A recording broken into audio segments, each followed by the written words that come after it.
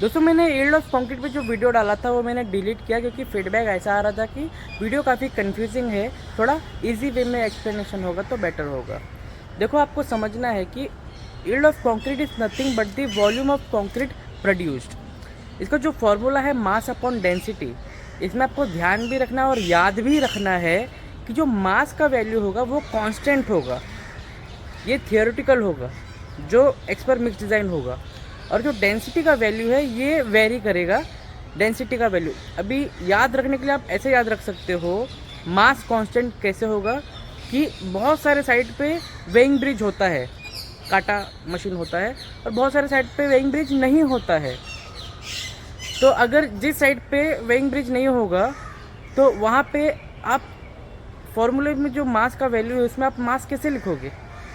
तो इससे आपको याद रखना है कि जो काटा करके हम मास पता करते हैं वो काटे का वैल्यू हमको नहीं चाहिए, वेइंग ब्रिज का कोई ज़रूरत नहीं है। तो मास का वैल्यू हमेशा कांस्टेंट रहेगा, वो रहेगा जो मिक्स डिज़ाइन में है। उसका पर एम क्यूब जो भी केजी होगा वही उसका मास का वैल्यू होगा। अगर और डेंसिटी का हमेशा वही वैल्यू लिखना है। साइड पे जो कंक्रीट आया है उसका आपने जो डेंसिटी डिटरमाइन किया है वही वैल्यू आपको लिखना है, तो ये वेरी करेगा। फॉर एग्जाम्पल, अगर मैंने 5 M³ ऑर्डर किया M30 का, जिसका थियोरेटिकल डेंसिटी है 2460 kg पर मीटर क्यूब, अभी 5 M³ ऑर्डर किया तो कितना आना चाहिए उसका मास? 12,300 किलो इसका मास आना चाहिए। तो साइड पे कंक्रीट आया, मैंने इसका डेंसिटी निकाला, इसका वैल्यू आया 2434 kg पर मीटर क्यूब।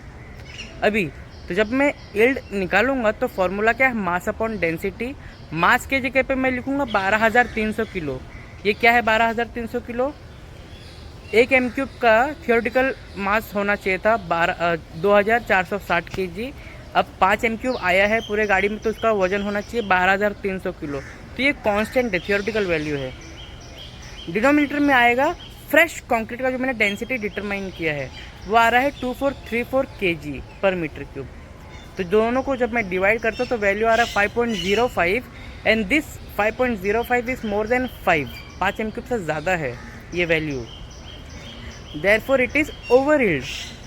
अभी 1 M³ के हिसाब से कितना ओवर यील्ड होगा? 5.05 डिवाइड बाय 5 करूँगा तो वैल्यू आएगा 1.01 एंड 1.01 माइनस 1 तो आएगा 0.01, मतलब कि 1 M³ के हिसाब से 0.01 M³ ज़्यादा कंक्रीट आ रहा है। तो इतना आसान है ये, ओके। और बहुत लोग ये भी पूछते हैं कि क्या IS कोड में यील्ड के लिए कोई टॉलरेंस वैल्यू दिया है? देखो IS कोड में यील्ड के लिए कोई भी टॉलरेंस वैल्यू नहीं दिया है, वो इकोनॉमिकल रीज़न की वजह से। जब भी छोटा मोटा क्वांटिटी में कंक्रीट हो रहा है तो वो अलग बात है। मान लो कि 1000, 1500, 3000 M³ का कंक्रीट हो रहा है, पोर हो रहा है राफ्ट कास्टिंग में। अगर मान लो कि टॉलरेंस वैल्यू लिखा होता 2%, तो 2% के हिसाब से अगर कंक्रीट कम आया होता या ज़्यादा आया होता तो भाई उसका भरपाई कौन करता? या तो परचेसर को उसका नुकसान होता या फिर सेलर को उसका नुकसान होता।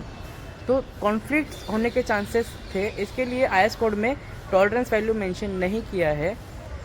तो करना ये है कि जो यील्ड का वैल्यू है ये आपको 1 के करीब ही रखना है।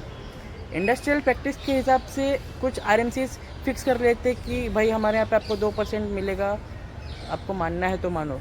कुछ जो क्लाइंट होते हैं वो मानते ही नहीं है, बोलते कि भाई मेरे यहाँ पे तो 0 टॉलरेंस है, कुछ भी कम आएगा तो मैं वो डेबिट करेगा। तो वो म्यूचुअल अंडरस्टैंडिंग पे डिपेंड करता है कि टॉलरेंस वैल्यू आपको कितना रखना है।